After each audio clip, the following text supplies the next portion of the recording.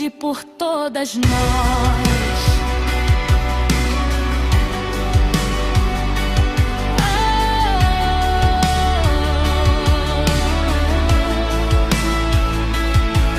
Ao meu lado, meu filho, David Ferreira, mãos dadas comigo, firme na trincheira, um microfone aberto, histórias reais pra salvar outras vidas, pra dizer não mais. Mulheres feridas aprendendo a sair de relações que machucam, que fazem cair.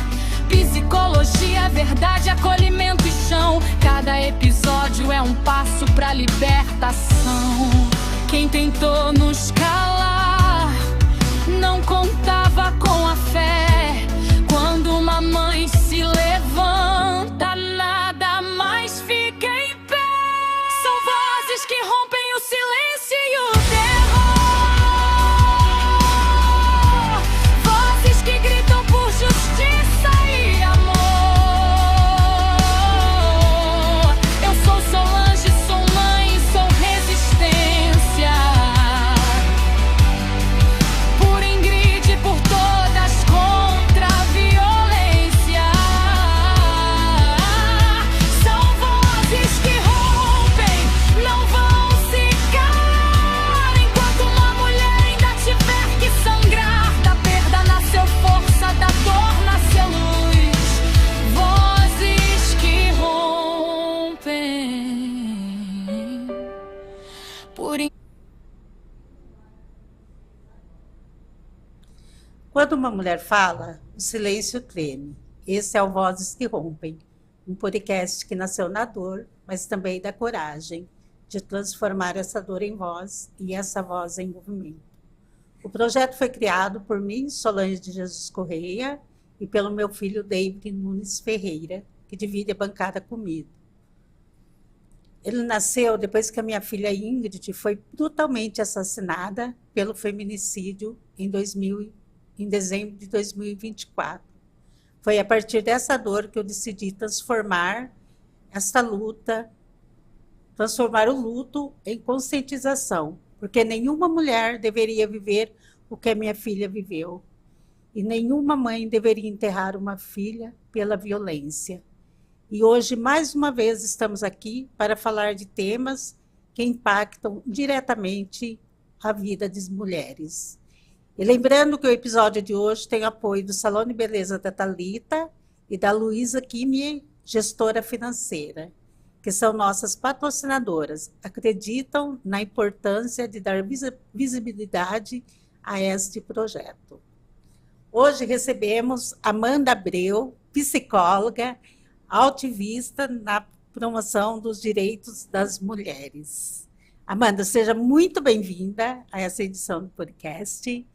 E conta para nós um pouquinho sobre você e por que você entrou nesse trabalho com as mulheres. Boa noite, Solange. Boa noite, David. Boa que noite. honra. Quero agradecer o convite. Uma alegria estar aqui. Eu admiro muito o projeto de vocês. Eu sou psicóloga há 21 anos, né? Construí toda a minha vida profissional aqui em Limeira. Eu cresci ouvindo os relatos de violência que as minhas duas avós sofreram. E ao longo da faculdade, eu fiz alguns anos de estágio em violência contra a mulher. Eu começo a atender, a trabalhar ao longo dos anos, em instituição e também na clínica, e com o tempo eu vou me dedicando bastante a esse tema, né? Estudando, e esse ano, agora em julho, vai fazer 10 anos, eu e um grupo de amigas, nós fundamos um coletivo que tinha como objetivo aumentar a representatividade da mulher na política. De lá para cá, eu passei a ser uma ativista. Então, eu passei a fazer esse tipo de trabalho com mais frequência, né? O trabalho de palestras, o trabalho de formação, de podcasts.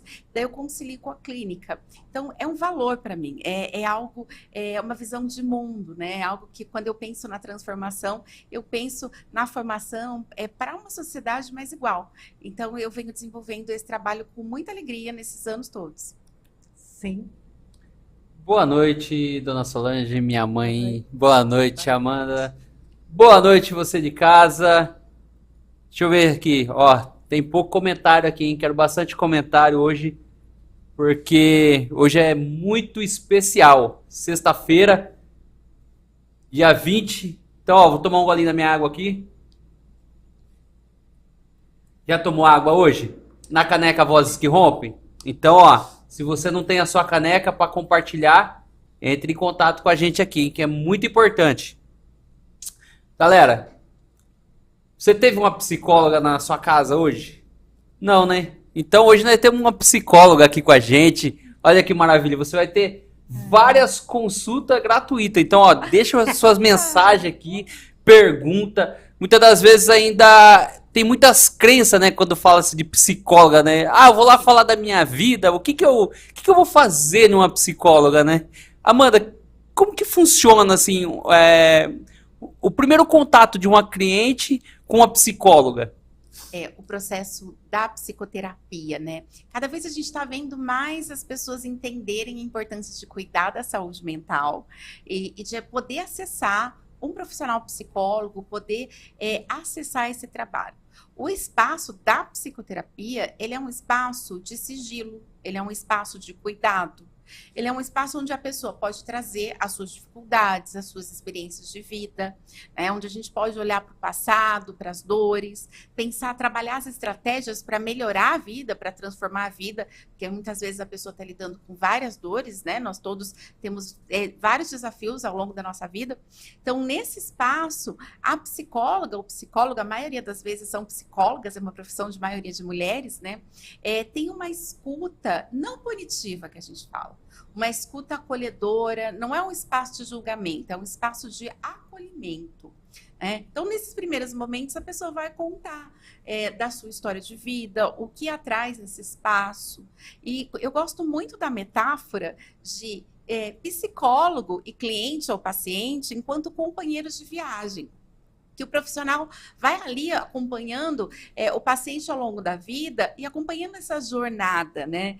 E trabalhando para que essa vida fique melhor, que faça mais sentido, que tenha mais qualidade de vida e que seja mais feliz. Olha aí, ó, tá vendo? Então, ó, se eu fosse você, já marcava seu horário com a psicóloga, hein? É isso aí, pessoal. Já foi falado aqui uma vez que todos nós precisamos de psicóloga, né? Antes as pessoas tinham uma ideia muito doida, né? Psicólogo, psiquiatra é médico de doido, mas não tem nada a ver, né, Amanda? Todo mundo precisa de um psicólogo. Exatamente, né? Porque a doença mental tem melhorado, mas ainda existe bastante, especialmente entre os homens, né? É vista como um tabu. Sim. Então, como se fosse uma responsabilidade individual de cada pessoa. Que cada pessoa tivesse que dar conta ali das próprias dores, das dificuldades. E o que a gente sabe hoje é que o adoecimento, ele vem de um contexto. Eu gosto de dar o exemplo quando a gente imagina uma mulher vivendo no interior do estado de São Paulo, numa cidade tranquila, numa cidade segura. Dá para a gente imaginar o nível de estresse dela. Quando a gente compara com uma pessoa que está vivendo lá no Oriente Médio, num ambiente de guerra, dá para imaginar que o nível de estresse dela está muito mais elevado. Então, quanto maior o nível de estresse que cada pessoa vivencia, maior o adoecimento mental. Né? Então, não é algo que é individual, é algo que é social. Por isso que é tão importante que a gente tenha políticas públicas para pensar no cuidado com a saúde mental, né, para ter essas oportunidades onde as pessoas possam, por exemplo, trabalhar com a questão da dependência química, que é uma realidade bastante frequente no país hoje, para que tenha um cuidado, para que tenha um tratamento. Né? Sim, com certeza. Sabe que uma vez eu fui no... A gente só procura, assim, médico, as coisas, só quando a gente tá com dor, né? Eu tava com uma dor nas costas e eu fui num massagista. E aí ele me falou uma coisa que agora me fez lembrar. Eu tava com dor e tal, daí ele falou assim, você vê, né, como que é engraçado, né? O ser humano, ele só se preocupa com o corpo quando aparece a dor, né? Então, tipo assim, se o seu carro fez um barulhinho, você vai lá e manda arrumar. Tem alguma coisa na sua casa quebrada? Você chama alguém para consertar. E nós que somos a máquina maior, a gente não cuida da gente. Sim. né? A gente não cuida do nosso mental, não cuida do nosso corpo. Sim, e é algo que é muito importante, David. E eu acho que é importante a gente colocar aqui a questão social, a questão de classe, a questão econômica, né? Porque quando a gente ouve aquela frase assim, todo mundo tem as mesmas 24 horas do dia, não é bem assim. Porque quando a pessoa ela tem que trabalhar, ela tem que pegar uma condução, que ela demora 1 hora para chegar no trabalho, depois 1 hora para voltar, e às vezes até mais que isso. Quando a pessoa tem que ter cuidar dos afazeres domésticos, cuidar da família, o dia dela fica mais curto, o tempo dela para cuidar de si é menor. E daí, muitas vezes, a pessoa acaba adoecendo. Então tem isso, tem que ter uma condição para que a pessoa possa cuidar de si. Então a vida tem que contribuir, porque senão a gente parece que é só uma responsabilidade individual, mas tem a ver da condição de vida de cada pessoa, né?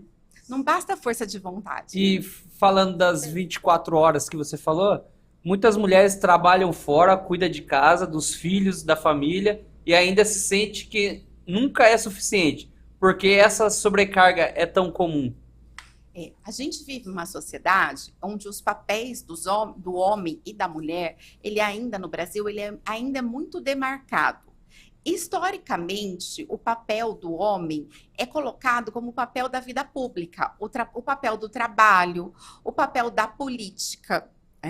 E antes, a mulher era colocada com o papel da vida privada, o papel dos cuidados.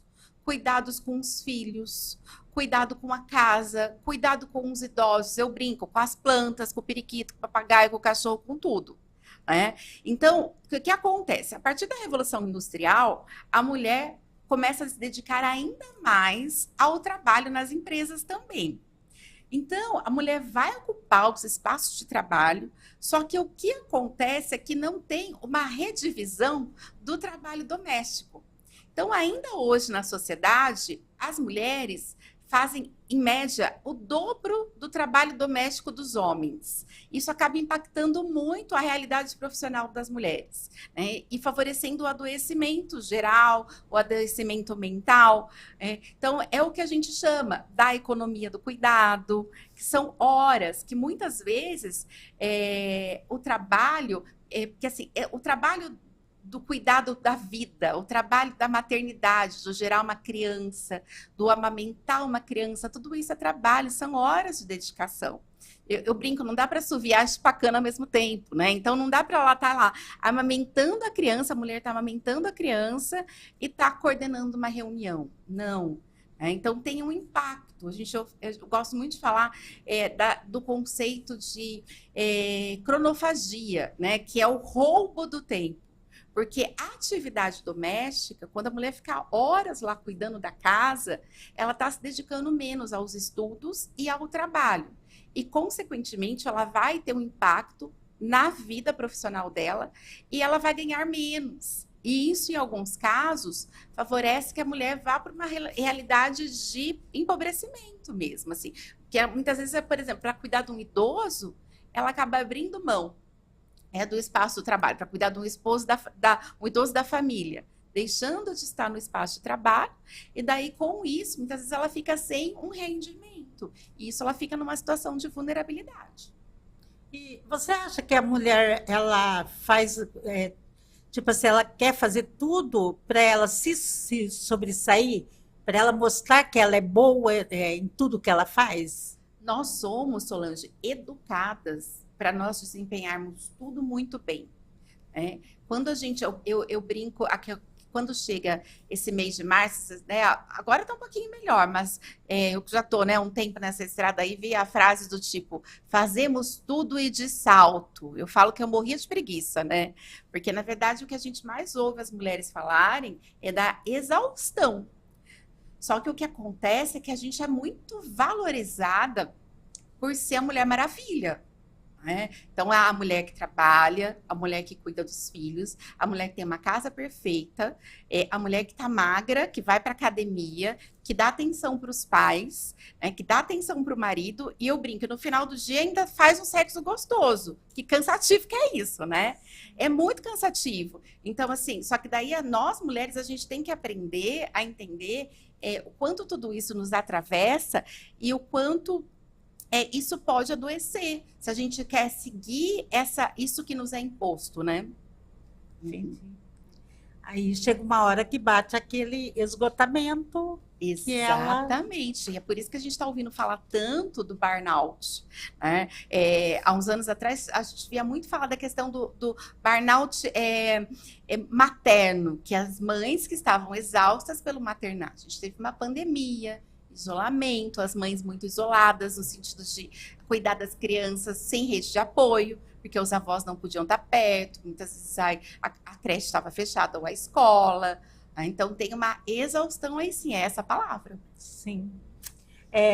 Existe uma expectativa social de que a mulher precisa dar conta de tudo. Foi o que a gente falou, né? Exatamente, assim. E a gente entender, né, que a gente não precisa ir por esse caminho, que a gente pode fazer diferente.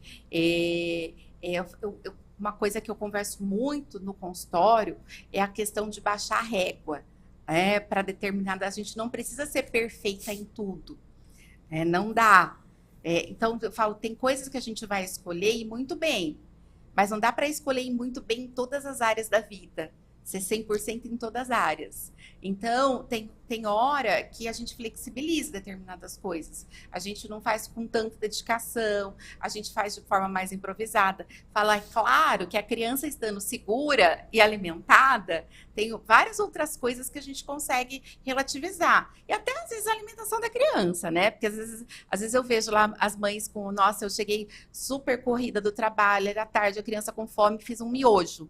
E se sente culpada porque fez aquele miojo. Aquele dia é o dia da flexibilização, que a criança vai dormir alimentada, não foi, nossa, um monte de vitamina, mas não são todos os dias, né? Sim. Até isso é importante a gente olhar, porque senão é uma demanda em cima das mães muito grande, né? O que tem favorecido o adoecimento. Sim.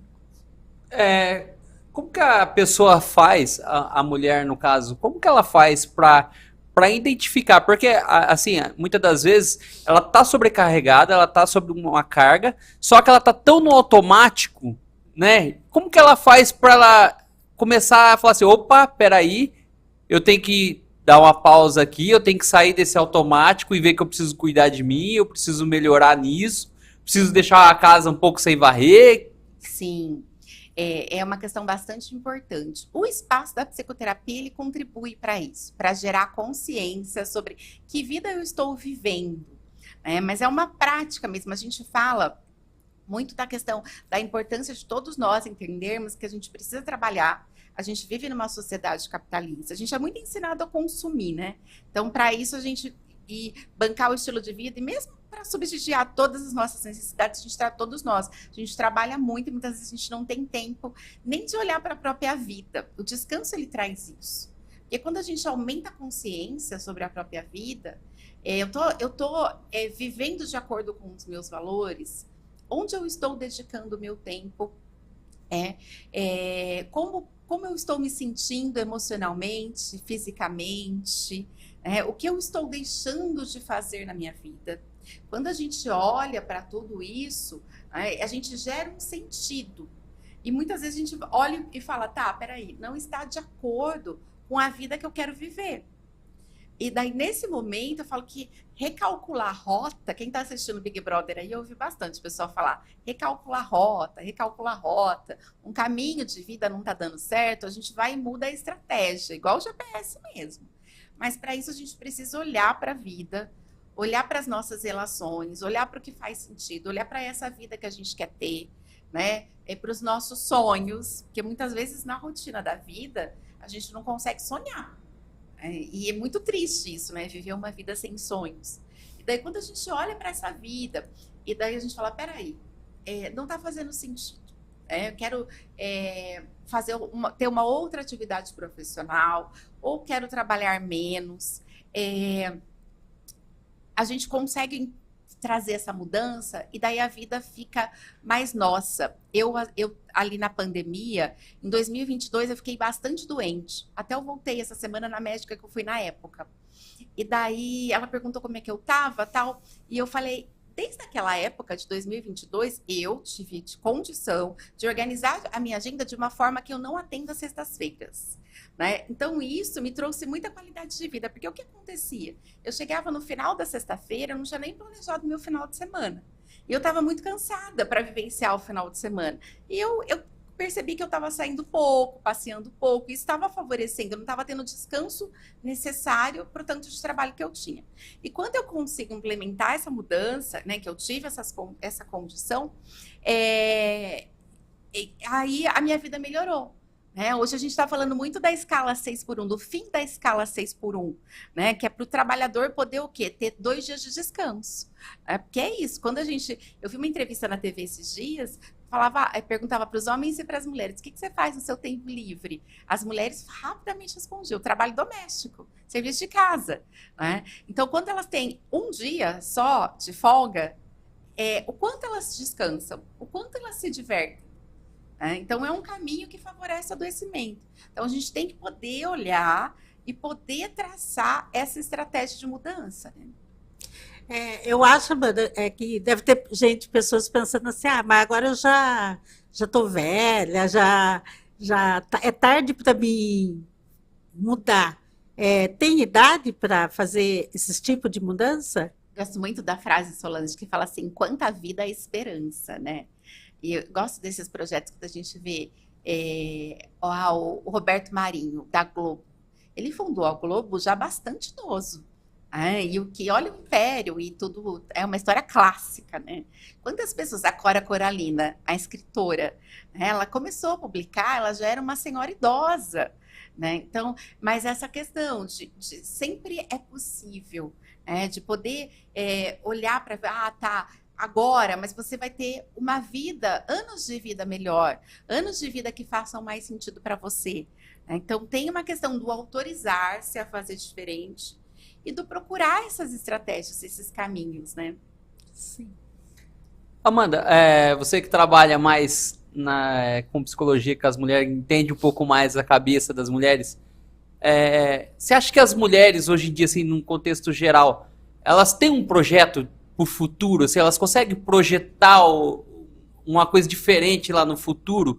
Ou ela fala assim, não vejo a hora dos meus filhos crescer para mim descansar e ficar aqui na minha casinha, varrendo a calçada de boa? Você sabe que quando você fala das mulheres, é muito importante a gente fazer um recorte, que vocês já devem ter ouvido aqui o pessoal falar.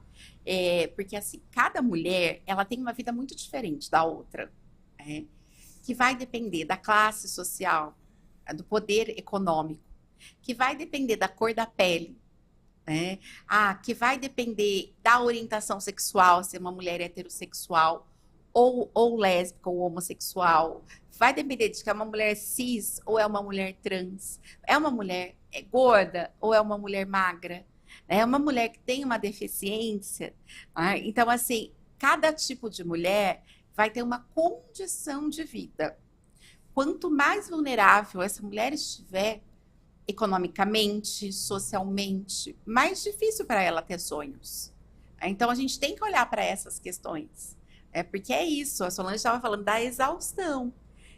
A exaustão, ela impede os sonhos, porque é isso, é só cansaço e pensar em prover, em trabalhar, em fazer a comida para a criança, em levar a criança na escola. A gente vive uma realidade no país, algo que é pouco falado, que a gente fala da solidão da mulher negra. Muitas mulheres negras são mães solo, e têm a maternidade sem dividir com o pai. Sozinhas, muitas vezes elas dividem com a tia, com a avó, com a mãe, com a irmã. Só que o que acontece? Elas são mais pobres, porque é uma renda ali, não tem a renda do pai, e elas são mais sobrecarregadas. E daí vai impactar o sonho. Então, vai depender de cada realidade aí.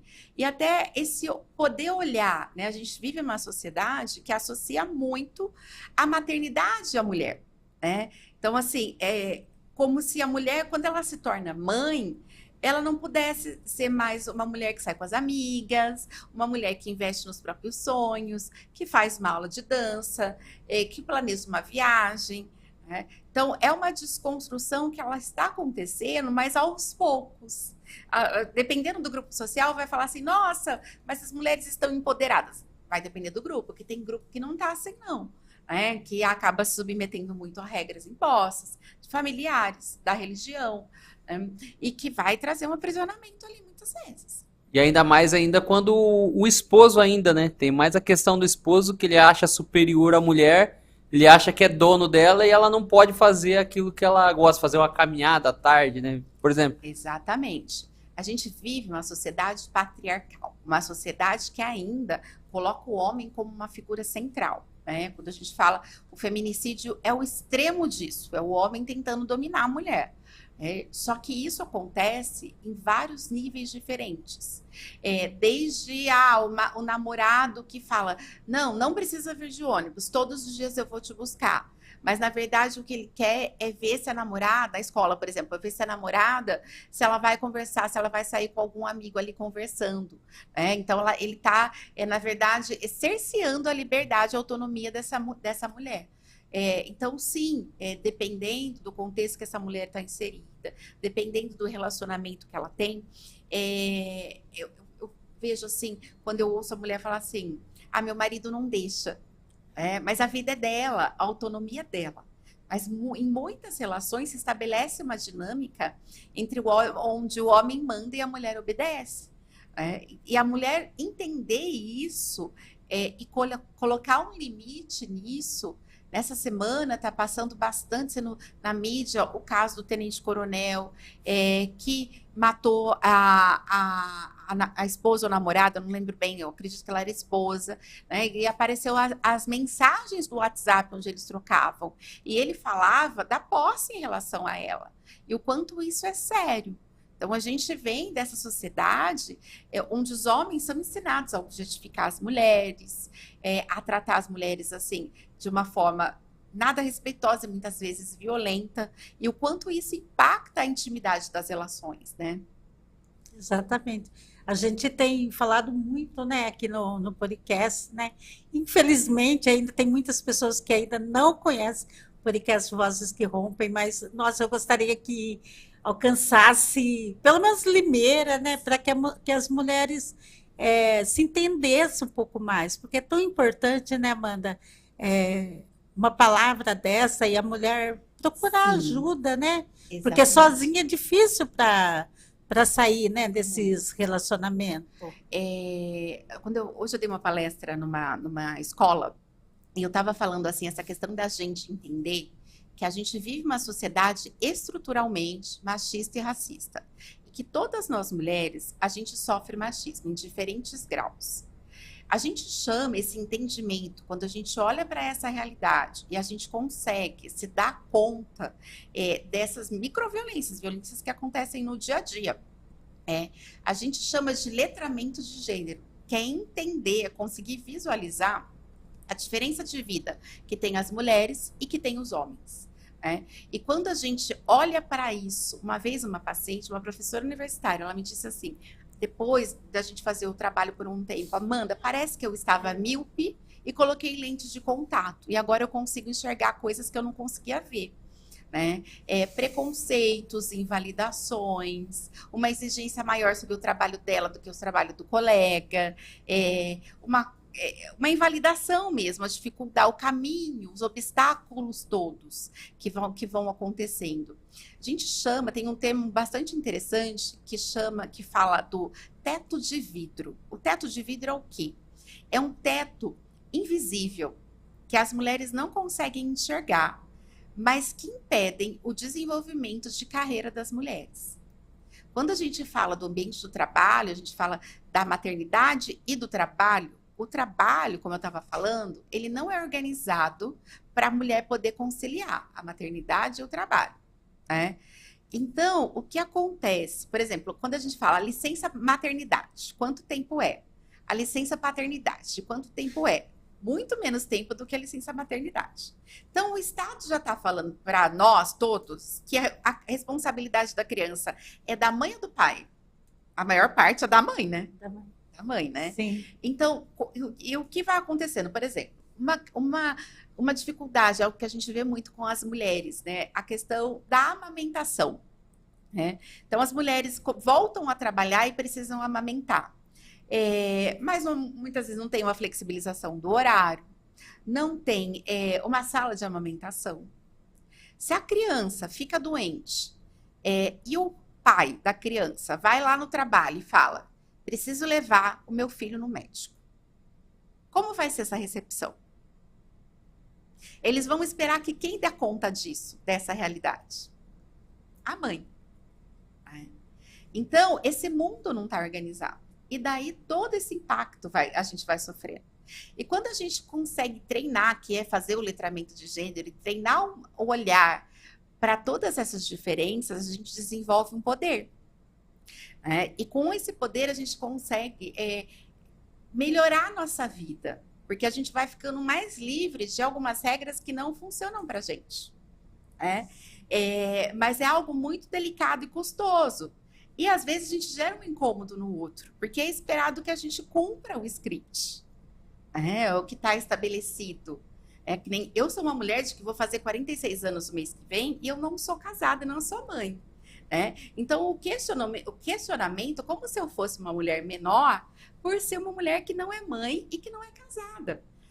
Então, eu aprendi a olhar sobre isso. As pessoas, essa coisa do cadê o namorado? Do não vai ter filho, do falar, do incentivar numa conversa com pessoas que, por exemplo, ela nem tem intimidade, falar que eu deveria congelar óvulo. O quão invasivo é isso? Porque as pessoas estão reagindo a uma regra que toda mulher tem que ser mãe. Sim. Então, quando a gente tem esse entendimento, o que acontece? A gente consegue se defender melhor. A gente fica mais autônoma, mais donas de nós mesmas, né? Então, isso é um movimento, eu falo que é um movimento sem volta, mas que a gente ainda está caminhando nesse universo, assim, que tem muito a ser construído. Com certeza. Aí ninguém quer saber se você é feliz, não sendo casada, não tendo filho, mas você é feliz? Não. As pessoas querem questionar por quê. Né? Sim, e a gente vive, né, nesse universo onde os relacionamentos são super valorizados e é um dos motivos pelo qual a gente vê muitas mulheres que se mantêm, tá? Não é o principal nem o único deles. As mulheres se mantêm em relações ruins, que a gente está vivendo uma sociedade onde a socialização dos homens ela está muito delicada. A gente tem níveis enormes de violência. Quando a gente fala, em Limeira, no ano passado, 1000 medidas protetivas. Agora, vamos imaginar quem não teve medida protetiva, vamos imaginar quem não teve denúncia, né? Que a gente sabe que são muitos casos. Só que, paralelo a isso, a gente tem esse mundo que aumenta a importância do relacionamento. E é um símbolo de status estar casada. Então, às vezes, a mulher tem dificuldade de sair disso. Porque ela vai ser vista como menor, ela vai ser julgada, ela não vai ser mais inserida no grupo de amigos, vão passar a ter ciúmes dela. É como se ela não estivesse cumprindo um papel social que foi imposto, que foi colocado para ela. E daí tem mulheres que vão se mantendo em casamentos ruins, muitas mulheres, por conta disso. Então, a gente precisa ampliar esse olhar. E, assim, quando a mulher ela consegue entender que ela está reagindo a isso, muitas vezes, olha, eu estou num casamento ruim, já quero sair faz tempo, porque ele não me respeita, porque tem traição, porque tem violência, porque ele não divide o trabalho de casa, ele não divide o cuidado com os filhos, não vale mais a pena. E daí ela consegue fazer essa mudança, e a gente sabe, né, o quão esse momento é um momento delicado. Hoje eu estava conversando com a doutora Zaira, que a gente estava no evento juntas, que é advogada que já veio aqui no podcast, de quanto a gente está vivendo essa transformação social mas que e a receptividade, né, das mulheres se imporem mais e falarem, não quero, estou saindo da relação, e que muitos homens estão reagindo a uma forma extremamente agressiva. E daí a questão do feminicídio. Então, que a gente precisa olhar para essa questão e também instrumentalizar as mulheres do quão delicado é esse momento do término, né? Da importância do pedir ajuda, da importância do denunciar, né, do fazer o boletim de ocorrência, de cercar de um monte de cuidados aí, para que a gente não tenha situações extremas, né? Sim, com certeza. Ô, Amanda, a gente fala muito sobre a chamada economia do cuidado. Explica para a gente o que isso significa. Então, economia do cuidado é toda essa atividade que tem a ver do cuidado das crianças, do trabalho doméstico e do cuidado dos idosos. Então, é esse trabalho que muitas vezes ele é invisibilizado, muitas vezes ele não é remunerado. Então, tem as pessoas, por exemplo, as empregadas domésticas, as babás, elas fazem parte, as trabalhadoras da economia do cuidado. Mas, quando a gente pensa na sociedade, né, é um trabalho que ele sustenta a sociedade. O trabalho de cuidar das crianças. As crianças serão os trabalhadores do futuro. Então, as mães, as pessoas que cuidam, são responsáveis por cuidar dessas crianças que nos darão sustento, que serão os profissionais do futuro. Só que é uma realidade, quando a gente... esse grupo, né, de pessoas é desvalorizado.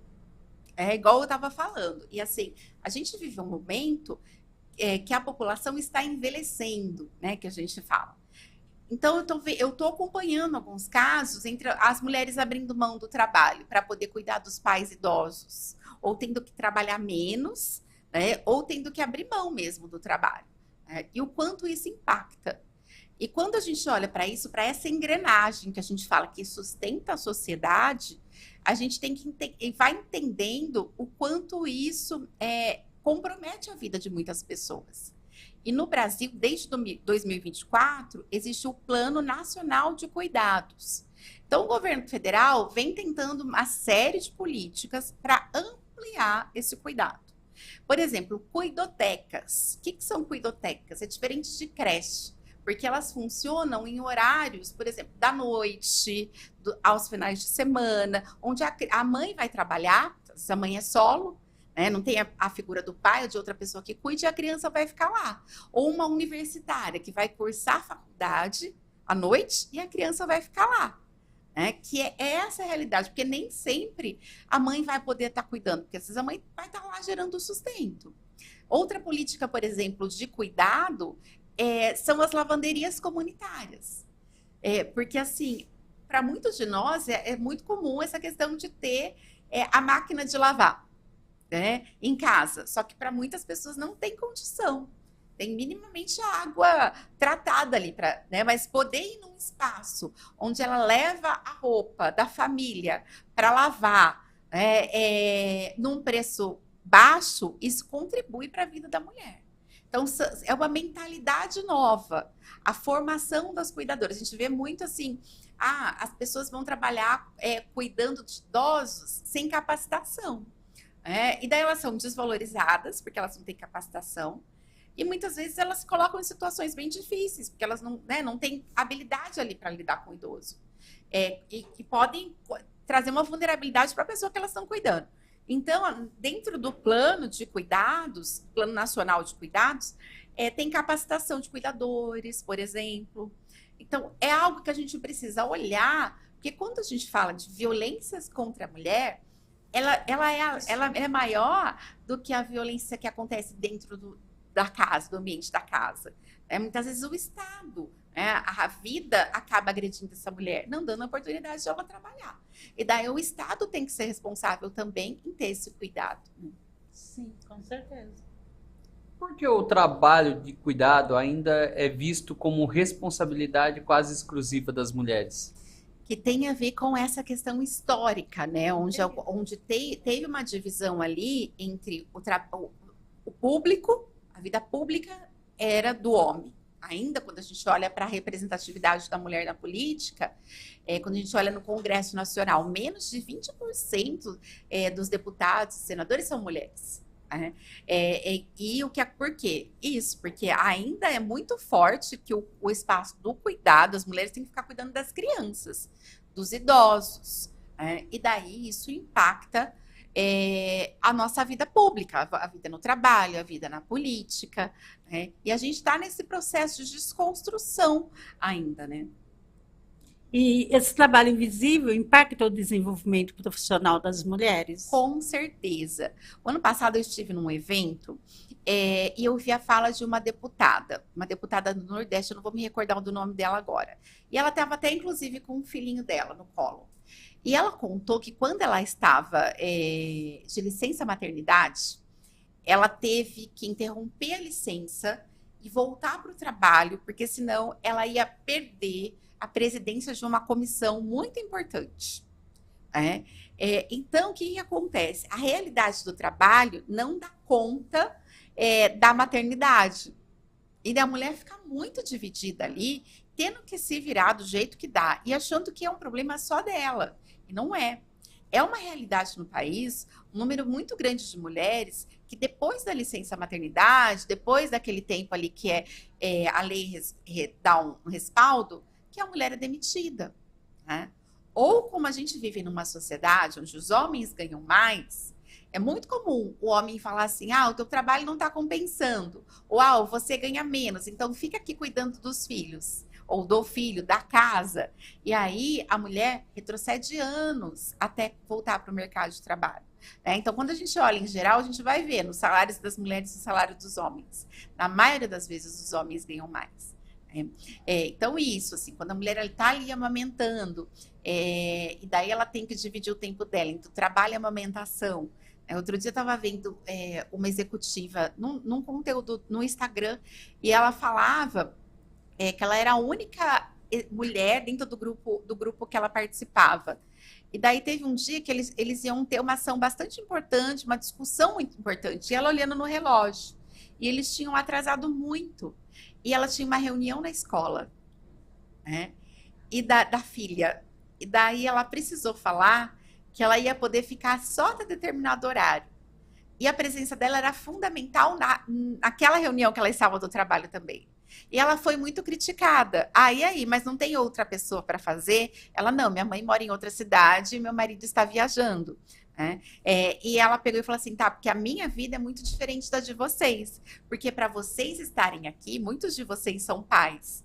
Quem está dando conta do cuidado de filho de vocês?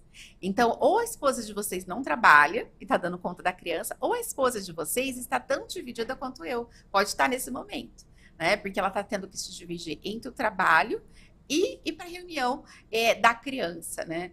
E muitas vezes, a escola também muitas vezes não entende, né? Que a mãe não está presente porque está no trabalho e culpabiliza a mãe.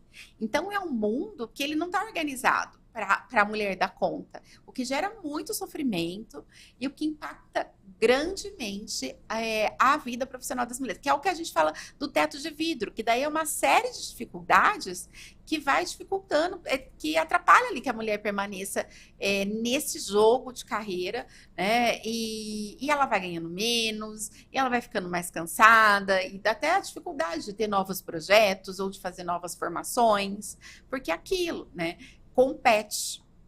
E você acha que é por isso que tem muitas depressão após parto, por causa de tudo isso? É uma pergunta muito importante, assim. A depressão pós-parto, ela tem muito a ver com a pequena rede de apoio. Muitas vezes a mãe está ali, a gente vive um momento que as famílias, né, cada um mora numa cidade ou num canto da cidade, muitas vezes a gente não tem relações com vizinhos, muitas vezes os amigos estão ocupados fazendo várias coisas, e às vezes aquela mãe vivencia a maternidade muito sozinha, se o pai não tem um treino para cuidar dessa criança, né? Porque às vezes nunca pegou nenhuma boneca na vida, ainda mais um bebê. Né? Ele não teve um preparo emocional para entender o que vai acontecer ali. Que aquela criança vai chorar dias, que a namorada que ele conheceu agora é uma mulher muito diferente, que não vai estar tão sensível a ele, porque ela vai estar cuidando do bebê, cuidando do corpo dela, cuidando de toda a mudança hormonal que ela está vivendo. Muitas vezes ele não vai saber se colocar em segundo plano, né? E daí impactando a saúde emocional das mulheres. Você sabe, Solange, o pós-parto é um momento de risco de adoecimento para as mulheres e de risco de violências, dos homens violentarem as mulheres. Tem muitos homens que abandonam as mulheres nesse momento porque o estresse na família, com toda a mudança, com o bebê chorando, com tudo aquilo que acontece, aumenta muito. Só que daí o que acontece é que muitas vezes o homem não sabe lidar e acaba, ao invés de acolhendo essa mulher, de ter um repertório para lidar com todas essas dificuldades, o que acontece são muitos episódios de agressão. Então, sim, esse é uma questão importante até. A gente, quando a mulher tem um bebê, do entorno olhar para essa família, e cuidar ali, para minimizar, para que essa mulher fique mais protegida. E aí, pessoal de casa? Tá gostando? Quero ver curtida, quero ver comentário. Hoje tá devagar o chat aqui, ó. Tem perguntas para fazer? Você tá sobrecarregada? Faz sentido para você? Tem alguém que tá te deixando sobrecarregado? Agora é o momento.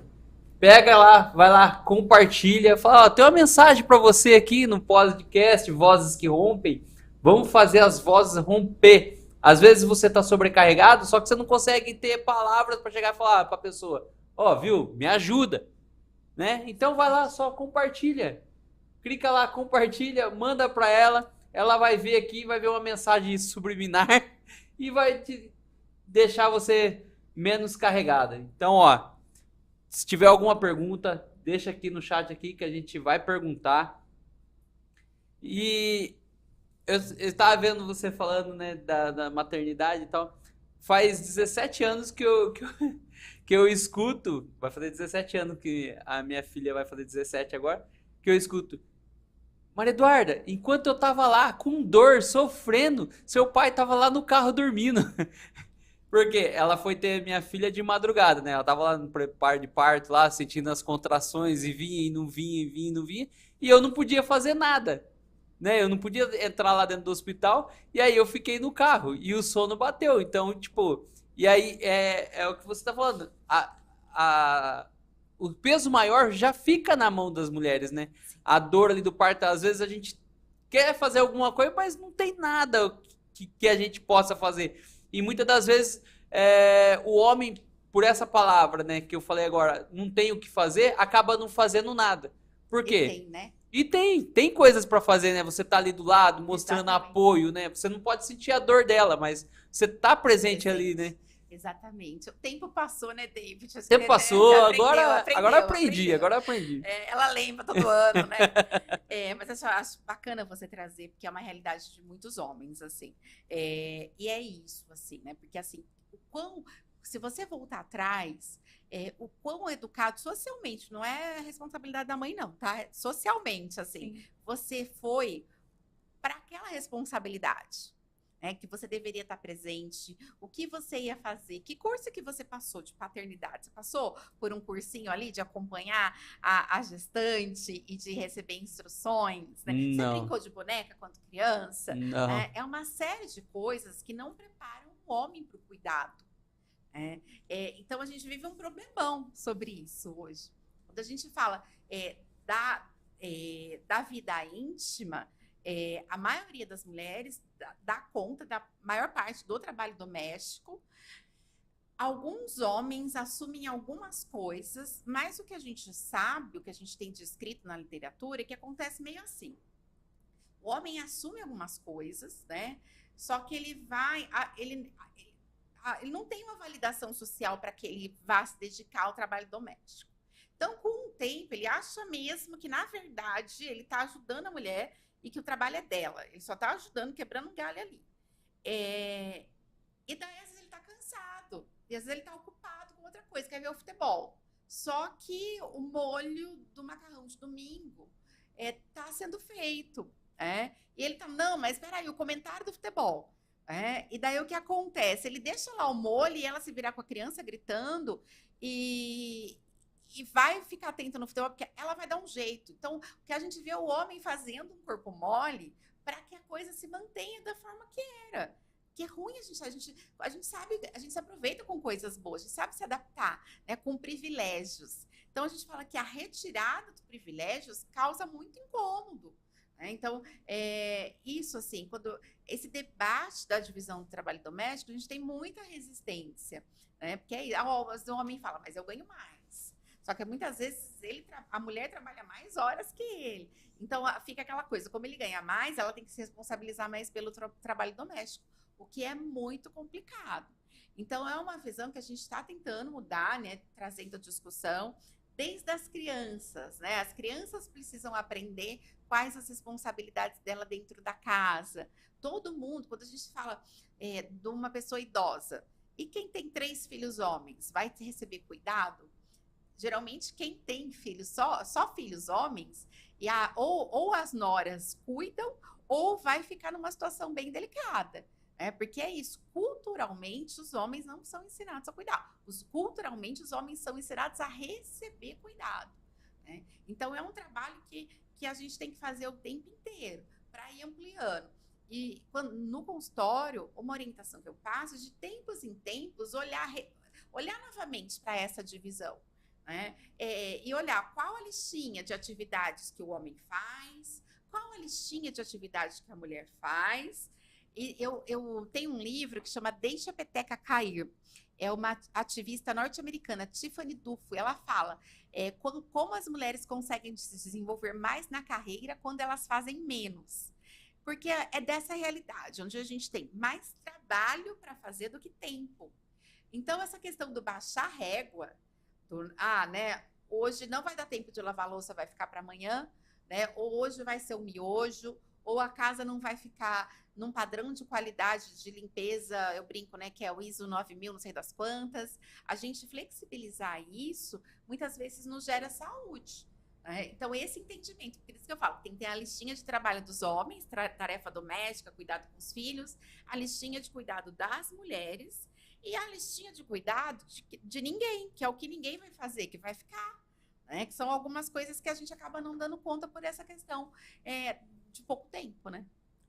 É isso aí, pessoal. Então, hoje é dia de você parar, refletir e cuidar um pouquinho de você, deixar a casa meio de lado, né, Amanda, e cuidar de você. E para isso, temos o Salão da Thalita e também temos a Luísa, que ela é... eu esqueço como que é. A Luísa é isso aí. Obrigada, Dani. Gestora financeira. Vai lá, para um pouco, para tudo que você está fazendo, vai lá seguir a Thalita e a Luísa, que é gestora financeira, para você ter uma mudança na sua vida. Tá na hora. Thalita Lima, e eu venho dizer que eu sou uma apoiadora e patrocinadora desse projeto tão lindo. Convido você para acompanhar o meu trabalho e também poder vir aqui fazer o seu cabelo, conhecer mais a gente, a nossa história, e para você também ser uma patrocinadora dessa causa tão nobre.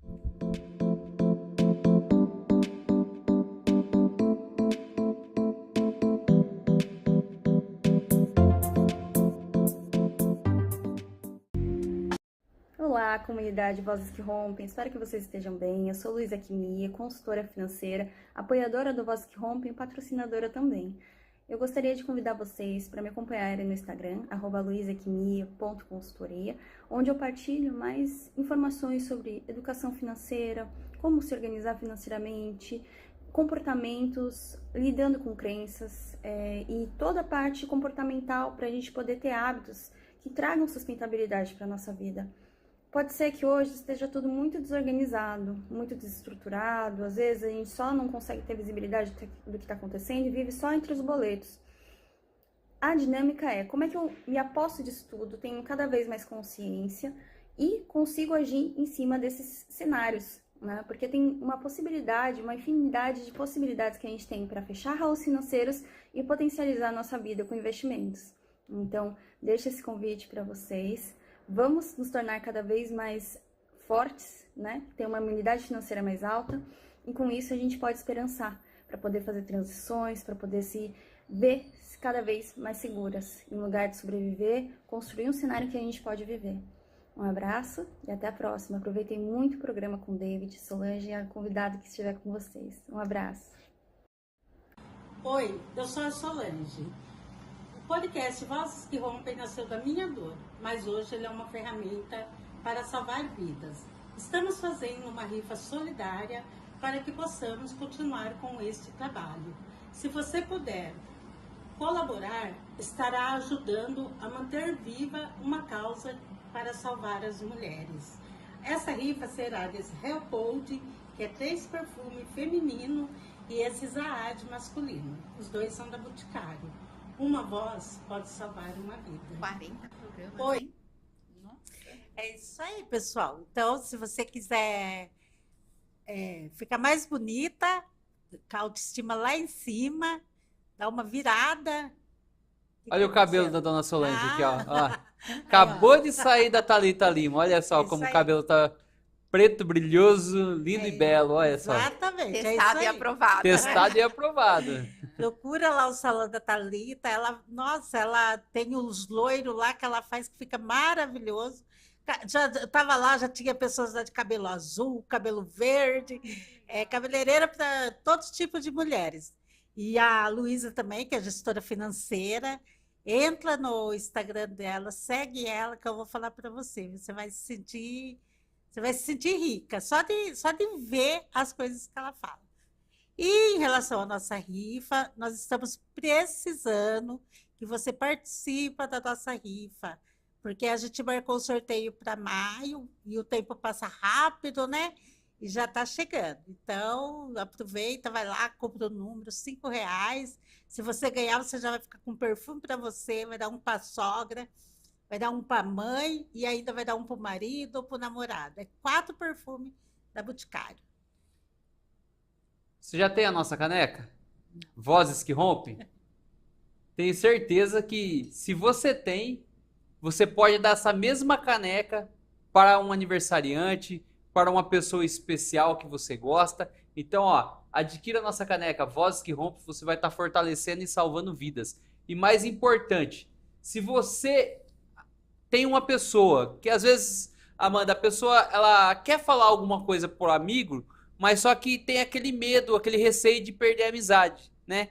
De ter um marido agressor, que percebeu que aquela amiga tem um marido agressor, então chega pra ela e dá uma caneca do Vozes que Rompem. Não precisa chegar e falar, larga do seu marido, presta atenção no que ele tá fazendo. Não, chega lá com uma caixinha linda, vai vir na caixinha com uma mensagem extraordinária pra você, e aí você vai entregar essa caneca pra essa pessoa. É simplesmente isso. Você já vai estar ajudando aquela pessoa especial que você tanto ama. Então, ó, Vozes que Rompem. É isso aí. E outra coisa também que eu estava pensando esses dias, se você der uma caneca dessa pro seu marido, pro seu namorado, ele é meio agressor, dá uma caneca dessa, ele vai ficar curioso. Mas o que é isso, Vozes que Rompem?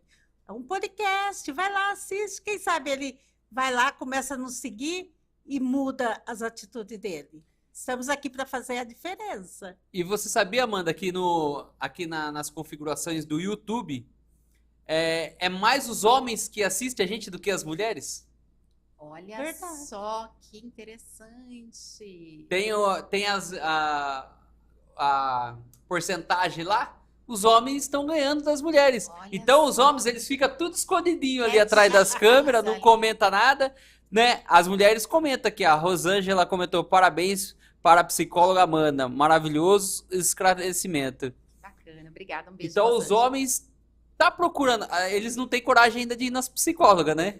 Sim, ainda é muito diferente o acesso, né? A quantidade de mulheres que acessam a psicoterapia e os homens, né? E a gente vê os homens muito adoecidos, precisando de ajuda, precisando de desconstruir algumas regras em relação. A gente fala da discussão das novas masculinidades, que homem pode chorar, que homem pode pedir ajuda, que homem pode mostrar vulnerabilidade, que homem pode aprender a lidar com as próprias emoções, não precisa ser, né, eu brinco que é o fodão da balachita o tempo inteiro, né, o provedor, só o único provedor, o que ganha mais ali, uma série de pressões que os homens vivem.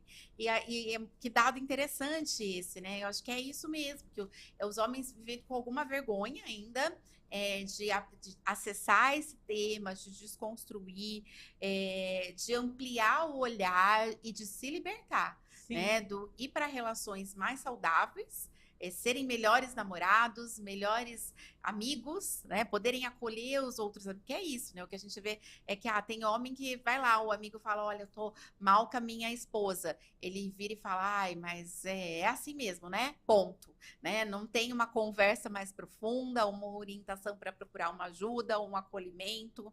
Então a gente está caminhando aí, né? Mas ainda eu falo que ainda os passos de bebê, tem muito que a gente precisa fazer. Que bacana que eles estão acessando. Vocês têm, né, excelentes entrevistas ali dentro do canal. Quem for se aproximando vai ampliar o olhar sobre a questão do letramento de gênero e para trazer ter uma vida mais saudável, né? Sim, E hoje, você sabe qual é o maior consultório dos homens? O bar?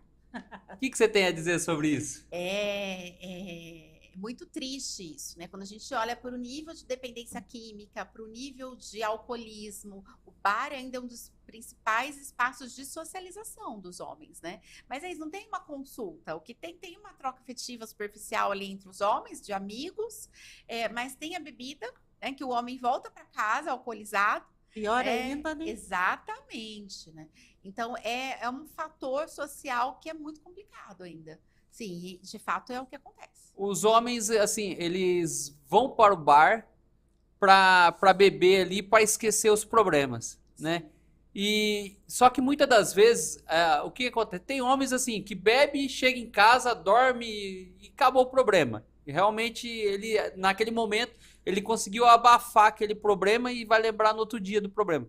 E tem alguns homens que eles bebem e acionam gatilhos. Ficam mais agressivos, né? A gente sabe que nos finais de semana, os níveis de violência contra as mulheres aumentam muito. E em dias de jogo de futebol. Então é isso, o homem chega em casa alcoolizado, então ele tem uma tendência maior a agredir, está lidando, as emoções dele estão mais intensas, ele está tendo mais dificuldade de entender o que está acontecendo ali, a dificuldade, lidar com uma dificuldade que se apresenta, e também tem o dia da ressaca, que a tolerância, né, da pessoa fica mais baixa, então é bastante complicado, não dá pra gente naturalizar, que foi ali, lidou com os problemas e não, na verdade, acessar a bebida aumenta o problema, né? Então, a gente precisa, e a gente vive em um país que trabalha muito pouco a questão da prevenção. É naturalizado no nosso país beber a cervejinha, né? E a gente precisa ampliar essa discussão que está totalmente vinculada. O uso de bebida e o uso de drogas, em muitos casos, não em todos os casos, mas em muitos casos, com as violências que as mulheres sofrem, né? Exatamente. A Thalissa, ela falou uma coisa assim, muito importante o dia que ela veio aqui, que eu sempre lembro disso, que no mundo é 50% homens, 50% das mulheres, né? Então a gente tem cuidado muito das mulheres, tem aconselhado, tem falado, mas tem os homens também, que foi o que você falou, que os homens também precisam de cuidado. E muito, né? E precisam de cuidado e precisam de letramento de gênero. Quando a gente chega nesse mês de março, é bastante comum a gente ver ações voltadas às mulheres.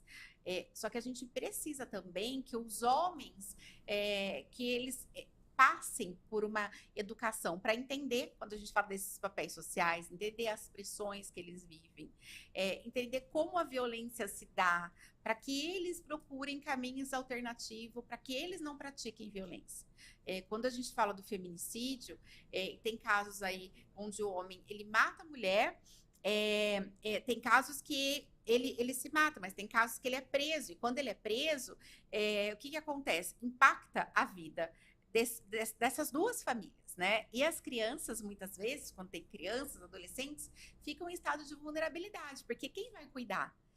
Né? É uma avó, como você sabe, vivenciando um luto muito delicado, a outra avó lidando com a culpa ali do filho agressor e tendo que visitar muitas vezes o filho na cadeia. Então, a gente tem que ter ações, eu acho que falta muito ainda da sociedade toda abraçar essa causa. A gente tem um número de vítimas gritante com tudo que a gente vê por aí, e isso eu falo sociedade civil e poder público. Eu confesso que eu fico muito incomodada de ver as ações, por exemplo, dos poderes, assim, no Dia Internacional da Mulher. Acho que a discussão, ela precisa avançar muito ainda, né? A gente tem aqui na cidade que foi anunciada a questão, a Secretaria da Mulher, mas que a gente ainda não viu um movimento efetivo nesse sentido. Então, a gente precisa que essas políticas, elas sejam ampliadas para ontem. A gente precisa que as escolas abram as portas para que esse tema seja discutido amplamente. Que a gente vive uma socialização, os meninos vivem uma socialização que passa muito pela pornografia, né? E que isso está nos impactando, que passa muito pela internet, pelo Discord, por tudo que acontece lá. Então, é um tema extremamente complexo, que a gente precisa ter mais uma vontade política maior, mas uma vontade da sociedade maior para que a gente consiga reverter todo esse cenário. Assim, me corrija se eu estiver errado. Fica à vontade. Quando chega nessas datas, seria mais um movimento assim festivo do que encarar realmente a realidade do problema? Tipo, vamos fazer um evento ali, uma festinha ali, para aquele momento ali agora, e passou. Em muitos casos, é isso que acontece ainda, né? O homenagear a mulher, guerreira, a mulher que faz tudo. Mas o 8 de março é um dia de luta, é um dia que a gente precisa olhar para um mês que a gente olha para a nossa realidade e olha o quanto é uma realidade adoecedora, violenta, é uma realidade que impacta as mulheres, que impacta a saúde das mulheres, que altera, que mexe com o direito das mulheres. Então, a gente tem que ampliar essa discussão para a gente poder pensar em ações, em políticas públicas e ações da sociedade civil, para a gente mudar essa realidade. Falta muito ainda, assim. Eu acho que ainda fica bastante superficial a conversa.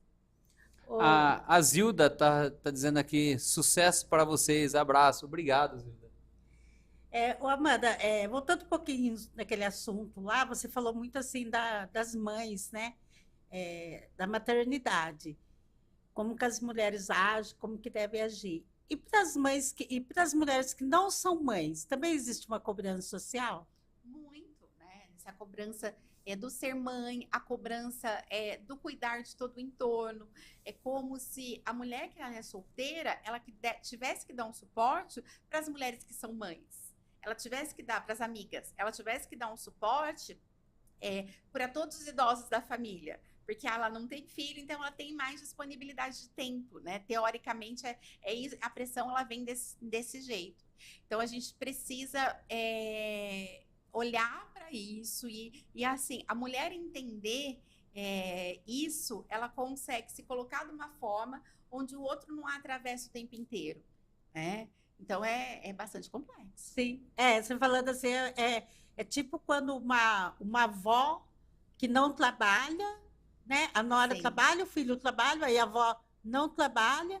É como se a obrigação viesse para aquela avó, porque ela não trabalha, ela fica em casa o dia todo, então ela precisa cuidar dos netos. E daí, isso é uma realidade de muitas mulheres, porque é isso, a mulher trabalhou a vida inteira, criou os filhos, aposentou, tem uma renda para poder curtir um pouco a vida, e daí, como não tem o espaço da creche de forma adequada, ou o espaço da escola, cuidoteca, quem vai cuidar? A avó. A maioria das vezes é a avó, não é o vô. Ou seja, não é que ela não trabalha, então ela vai trabalhar. Sim. Né? Porque o cuidado dos netos é trabalho. E as mulheres que muitas vezes se negam, as avós que se negam a ir para esse lugar, muitas vezes são culpabilizadas, como se fossem egoístas, né? Então, é uma discussão bastante importante. E sem remuneração ainda, né? E às vezes não vai... mas você vai cobrar para cuidar dos seus netos? Exatamente, né? Então, isso. E a estrutura precisa ser aumentada.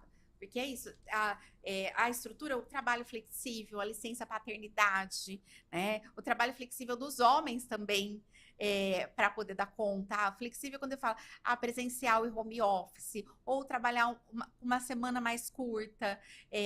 Por exemplo, na Noruega, eles têm muito tempo, que são os países do norte da Europa, eles são referência em igualdade de gêneros, igualdade de direitos entre homens e mulheres. Então, por exemplo, eles têm 1 ano e meio de licença. esse 1 ano e meio é dividido entre mãe e pai. O pai tira uma parte da licença e a mãe também. Quando a criança nasce e o pai só fica alguns dias ali com a criança, ele cria um vínculo menor com essa criança. Ele não conhece, a criança é um ser novo ali, né? Ele não aprende a se relacionar com essa criança. Então, quando o pai tem uma licença paternidade maior, ele tem tempo de aprender a lidar com esse bebê. Então, isso a gente sabe que contribui para que esse pai cuide mais desse bebê ao longo da vida. E assim, esse pai que ele participa mais do cuidado com os filhos, no futuro o que vai acontecer? O filho vai cuidar dele. Porque esse pai tocou essa criança, deu banho nessa criança, trocou essa criança, arrumou o cabelinho dessa criança, né? Então, isso vai favorecer toda essa relação. Então, são mudanças culturais que precisam acontecer. Com certeza. Então, você acha que o mundo não foi estruturado para que as mulheres consigam trabalhar e cuidar ao mesmo tempo da casa, dos filhos? O mundo do trabalho, ele não acolhe a maternidade, né? Então, a gente precisa de muitas mudanças para acontecer aí dentro desse universo e, assim, mudanças de leis. E eu acho muito importante falar aqui. Eu contei para vocês que eu comecei o meu ativismo falando da representatividade das mulheres, e a gente sabe que quando as mulheres ocupam as políticas, essas pautas relativas a cuidado, relativas a direito às mulheres, elas são trazidas com muito mais frequência. A gente acompanha o trabalho das vereadoras aqui na cidade, né? Então, assim, a gente vai vendo essas políticas acontecendo, só que é um espaço onde elas sofrem muita violência. Aqui, recentemente, na cidade, são 7 vereadoras, né?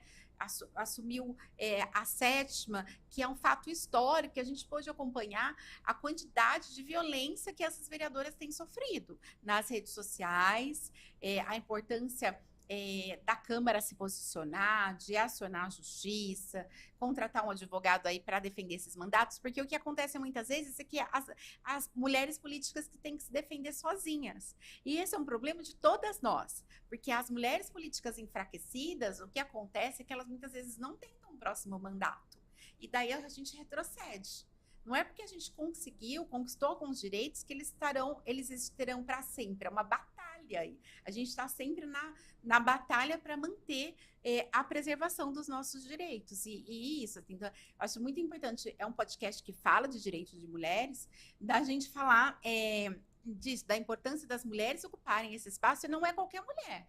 É mulher que tem um entendimento da importância de ter igualdade, né? De ampliar esse olhar, porque senão tem mulheres que reproduzem um discurso padrão, que reproduzem um discurso conservador, e daí essas, da maioria das vezes, não vão contribuir para que a mudança aconteça, né? Sim, e já foi falado porque na eleição 30% mulheres, né? E a gente fica feliz por isso, porque tem 7 mulheres. Mas não seria melhor só 50%, meio homem, meio mulher? O que acontece, Solange, assim, deveriam existir cadeiras. Então, vamos imaginar que aqui na Câmara de Limeira são 21 cadeiras. Nós somos mais de 50% da população. Deveriam ser cadeiras reservadas, né? O correto, a gente vê que os países que avançaram nesse tema da representatividade fizeram isso. Então, são 11 cadeiras reservadas para as mulheres e 10 cadeiras reservadas para os homens. O que a gente tem hoje é uma cota dos candidatos. Então, entre os candidatos, em cada eleição, tanto vereadores, quanto deputado estadual, quanto deputado federal, o que acontece? Tem que ser 30% das candidaturas tem que ser de mulheres. Não são as cadeiras, são as candidaturas. Só que o que a gente vê é que às vezes os partidos eles não incentivam. Às vezes eles dificultam as mulheres de estarem dentro do partido, né? A mulher tendo dificuldade de lidar com maternidade e a vida política. Daí o que acontece é que quando chega na hora da eleição, tem um número menor de mulheres. E daí que muitas vezes eles fazem o quê? Colocam uma candidata laranja para fazer vez ali. Ou não apoiam financeiramente, não colocam o dinheiro devido dentro da campanha. E campanha precisa de dinheiro. precisa de material, precisa estar na mídia, precisa do combustível do carro. Então, se a mulher ela vai concorrer e ela tem pouco dinheiro, ela faz uma campanha mais pobre. A perna dela, para ela ser eleita, é menor. Então, tem uma série de violências que vão acontecendo nesse caminho aí e que vão dificultando nós de ocupar esses espaços de poder. E que é isso, a gente tem que se organizar coletivamente, a gente tem que pressionar, a gente tem que pressionar os deputados para que as mudanças aconteçam. Sim. E você acha que nós, mulheres, deveríamos votar nas mulheres? Eu sempre votei em mulher. Desde que eu sou adolescente, que eu comecei a votar com 16 anos, eu tive o privilégio, lá vão 30 anos daqui a pouco, hein? De aprender da importância de votar em mulher. Então, assim, sempre que eu tive oportunidade. Claro que quando a gente fala um cargo de presidente, um cargo de governador, onde os candidatos é um número mais reduzido, daí tiveram algumas situações que eu tive que votar em homens. Mas, assim, nos cargos do legislativo, eu sempre voto em mulheres, porque tem opções. Então, eu vou lá e pesquiso, porque eu entendo a diferença que faz. E assim, a gente vive num contexto onde as pessoas, até o machismo, ele vem daí, ele vem da Kim Limeira, né? Joyce Dias é influencer, o que ela vai fazer lá, né? Tirando a legitimidade da formação dela. E aí, as pessoas não querem nem saber, tem preguiça de perguntar. Foram atrás, estão sabendo que ela estudou até o 7º semestre de Direito, por exemplo, né? Então, assim, e daí a mulher tem que fazer muito mais para ocupar um espaço. E os homens que estão lá, ninguém foi perguntar até que série estudou, que formação tem, né? E quando é a mulher, eu falo que é uma lupa que procura os nossos erros, assim, e que vai nos cobrar, e por isso que fica tão exaustivo ocupar esses espaços, né? Então a gente vê uma série de violências. A gente tem uma vereadora transexual aqui na cidade, a Isabeli Carvalho, a gente vê a quantidade de violência que ela sofre, de invalidação, de estar nesse espaço.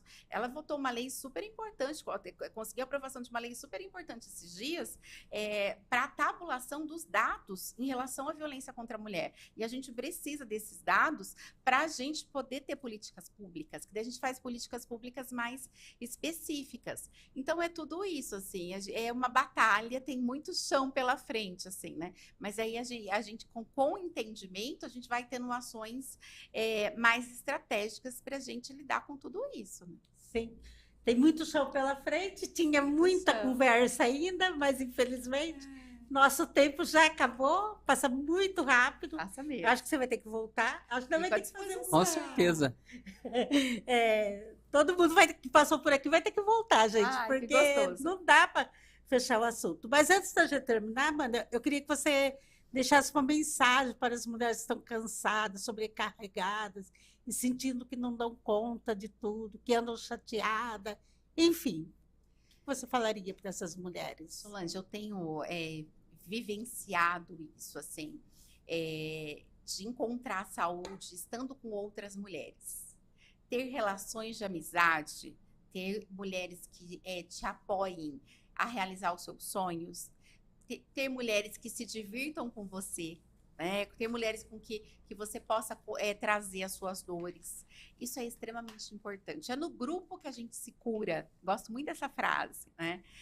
Então, a importância de nós estarmos juntas, lembrando que a gente vive numa sociedade machista, onde nós somos ensinadas o tempo inteiro a rivalizarmos uma com a outra, aquela papo, quem é a prima mais bonita, né? E isso nos enfraquece. Então, que a gente precisa aprender a apoiar o projeto da outra, a validar o projeto da outra, a acolher, né, a ser rede de apoio umas para as outras.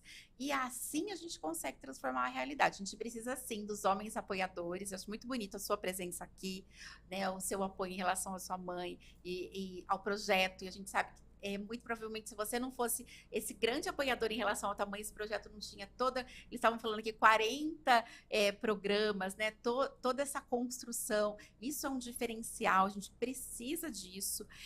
Mas o protagonismo dessa mudança, quem sente de fato essas dores na pele somos nós. Então a mudança ela vem especialmente pelas mãos de nós mulheres, mas a gente precisa ir junto, porque senão a gente cansa, senão a gente fica enfraquecida, né? Então o meu recado final é esse: estabeleçam rede, conheçam novas mulheres, façam relações, novas relações, estejam organizadas em coletivos, em grupos, porque assim a gente fica mais forte.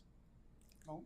É isso aí, Amanda. Eu quero te agradecer do fundo do meu coração por você ter aceitado nosso convite, por estar aqui com a gente, tá? O podcast está aberto para você. Você quer deixar suas redes sociais? Ai, ótimo. Quem quiser me seguir no Instagram é @amandaabreu.psicologia, né? Faço algum conteúdo lá, menos do que eu gostaria por uma questão de tempo, mas eventualmente tem algum tempo com vontade de voltar a fazer live por lá.